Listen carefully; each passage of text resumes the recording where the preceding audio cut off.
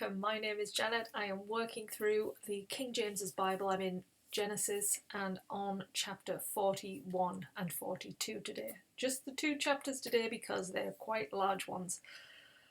So we will get straight on with our Genesis 41. So we start 2 years on from when the butler was in prison. Remember in the last chapter, he was released during the feast of the Pharaoh because he needed someone to serve drink, so he had to get the servants that he'd put all into prison out to put them back to service. So 2 years have passed from when the butler himself was released. And during this time, Pharaoh has a dream.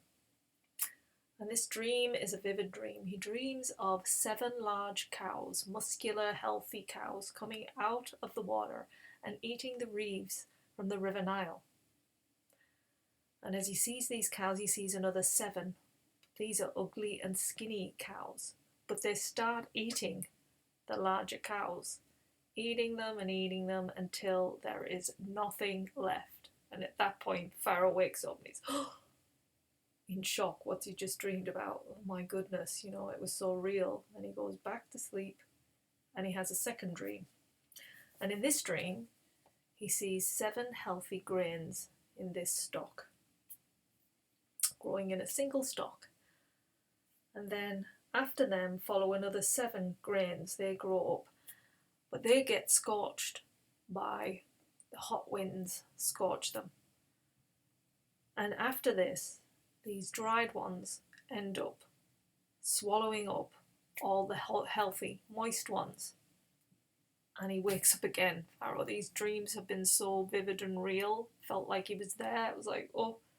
So obviously there's something trying to be told to him in these dreams. So he ends up going out to all his magicians and wise men, asking them could they interpret his dreams, and they're like, oh, I can't do that, I'm not able to figure out what that means, don't know, clueless.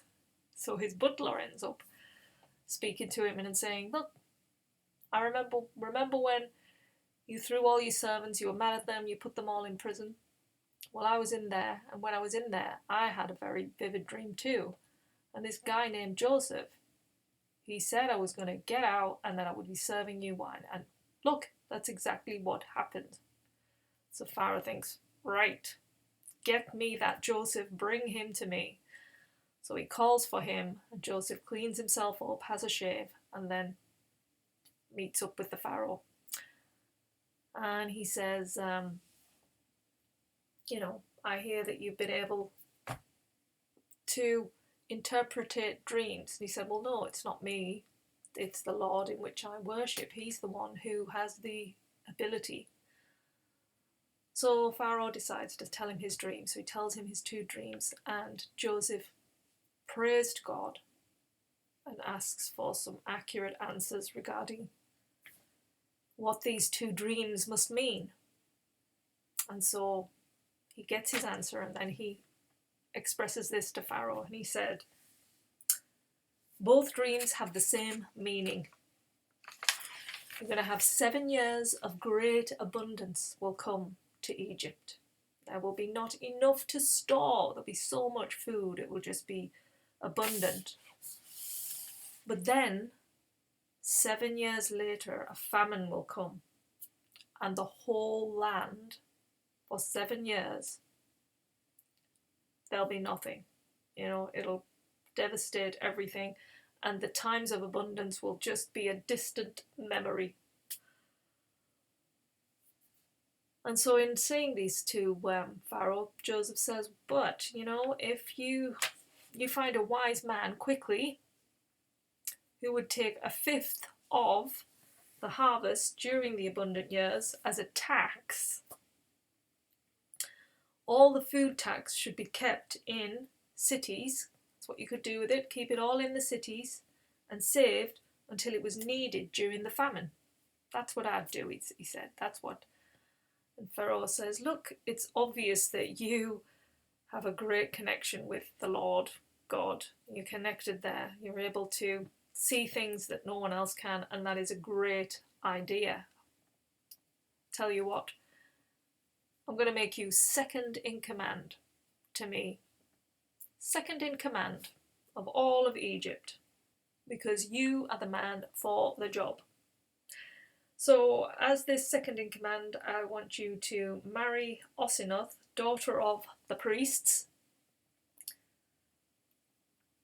and we will move forward from there. So, done. That's what Joseph does. He's aged 30 years old and he is ruler over Egypt along with Pharaoh.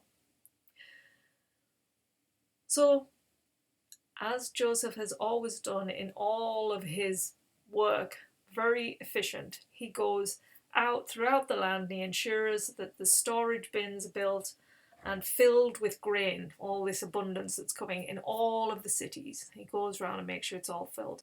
He stores up huge sums of grain from the 20% tax that is imposed on all of the farmers. And the amount of grain that he was storing just they weren't able to keep track of, because it was just so much. It was just coming and coming and coming, because obviously they were having this abundance. And before the famine arrives, Joseph's wife gives birth to 2 boys. The first boy is named Manasseh and the second is Ephron. And then the famine arrives. And it was severe. It devastates so many places all around, right throughout the lands. But because Joseph had thought ahead, because he'd been wise and stocked up all of this grain, Egypt and all the areas around were not going to go into starvation. You know, the food and everything was there. It was surrounding for all the storehouses, for all the people, and for all the people from the foreign countries around. So what the foreigners did, they brought large sums of gold and silver to Egypt to exchange for the food.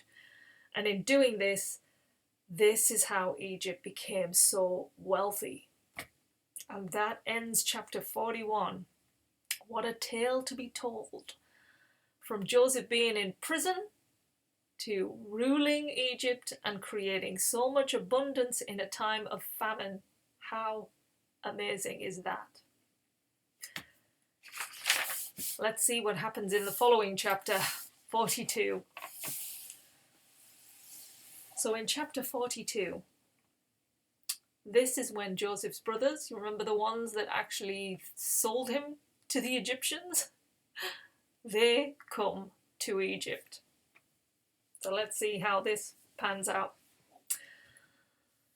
So as we know, there's a famine going on, and obviously it's affecting Jacob and his world with his sons.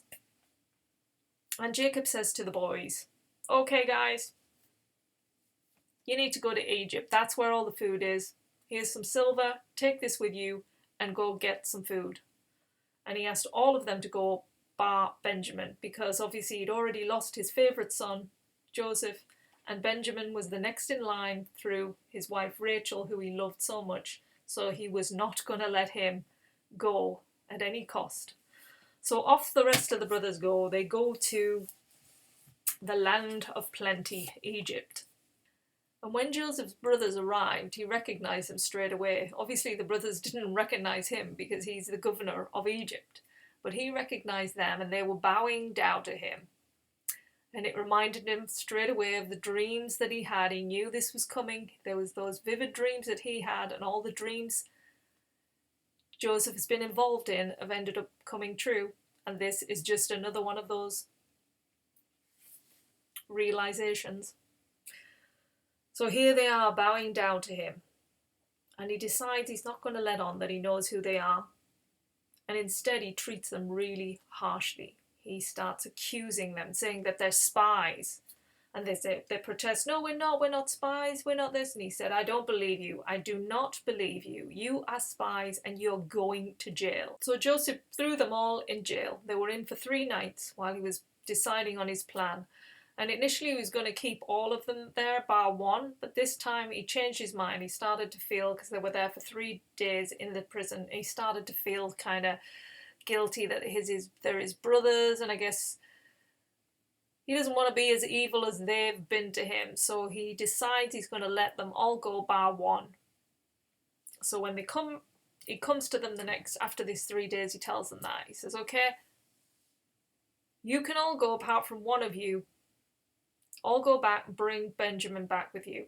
You can go and get whatever food you need to take to that land where you came from.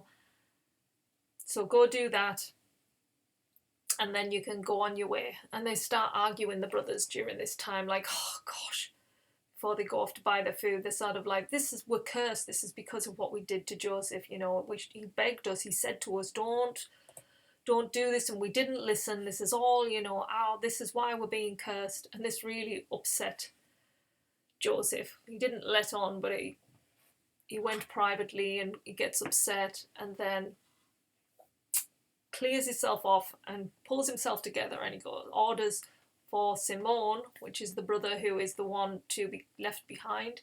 He has him tied up and taken to prison, and then he decides, before they leave and they're packing up all the food ready for their journey back, he says to his servants, right, I want you to sneak and put all the silver back that they used to buy the food. Put it back in each of their pouches. So that's what the servants do, and he sends them on their way. And off they go, travelling back to whence they came.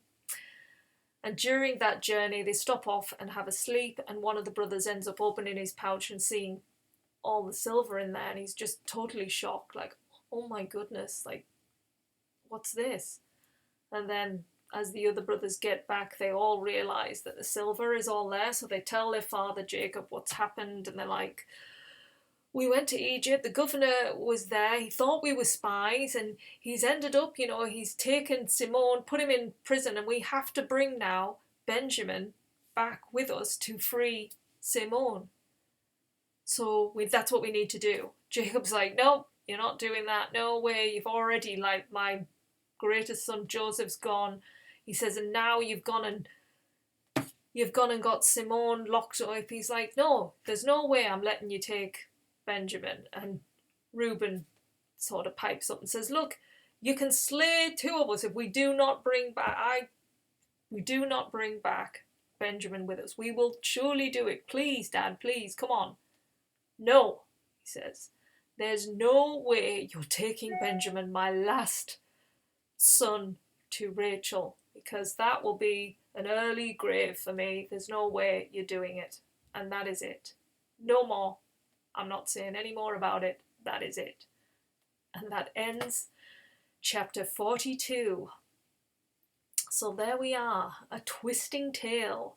One where Joseph becomes so successful, leaving the jail, becoming a leader, and just using those amazing skills that he has, to create abundance wherever he goes. And he's seen as a righteous, forward-seeing, because he's got the Lord on his side.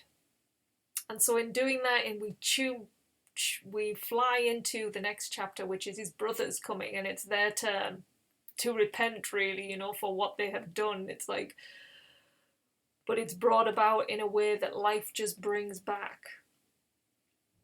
the wrongdoings in a way that,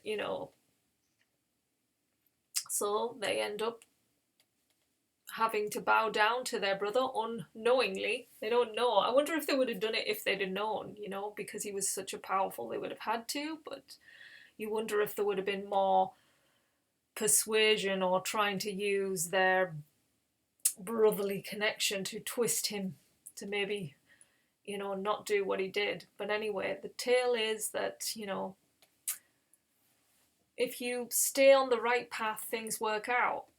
Things work out, even when they seem like they're going down. Even for Joseph, it looked like he was heading down a dark path being a slave, and yet because he seems to keep so positive and stay so efficient and stay so on his purpose. No matter where he is, he stays on his purpose, and he does it with 100% focus and drive, and that has really got him into a good place in his life. He's doing well, and he's helping people, and he's helped Egypt become the success that it is. And just goes to show what you do. It's like, people in jobs, you get like a job you might hate, but if you put 100% in, you could shift that opportunity and use any position where you are to find where's the good in any situation, rather than just going into a demise looking for the worst. The brothers could have thought that, rather than thinking a negative. Like, if they want to change their ways, they could have changed it in that instant and just seen the opportunity, even if they're put into prison by their brother, seeing the opportunity. We're here for a reason. What can we do good in this moment now? And things would, I believe, would turn around. That's kind of what each story is showing for me, that you can turn the worst situations into positive situations if you walk a positive path. And when you're doing that, you don't need to be told. When the difference between right and wrong, kind of thing, and what is the right thing to do. So yeah, learn from this book, and may your life get better as you grow with it. Okay, thank you for listening, and we will be back tomorrow for more chapters within Genesis. See you all then. Bye.